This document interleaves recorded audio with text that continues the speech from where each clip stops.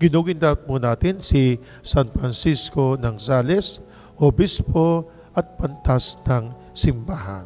Nagpahayag at nagpakitang gilas si San Francisco ng Sales sa ating Panginoon sa pamamagitan ng kanyang angking katalinuhan na merong kasamang pagkahabag, awa mula sa ating Panginoong Diyos.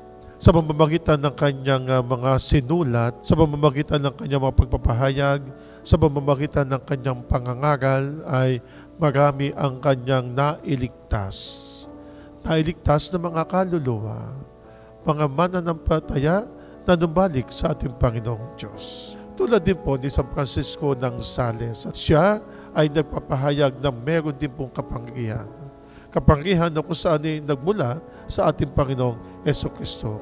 Kaya po yung kanyang mga sinulat, mga kanyang nagawa, ay magpahanggang ngayon, ito ay naisasakatuparan ng mga mananampalataya. Tulad po ni San Francisco ng Sales, maging matatag din po tayo at mabisang halimbawa ng isang mananampalataya ng ating Panginoong Jesucristo.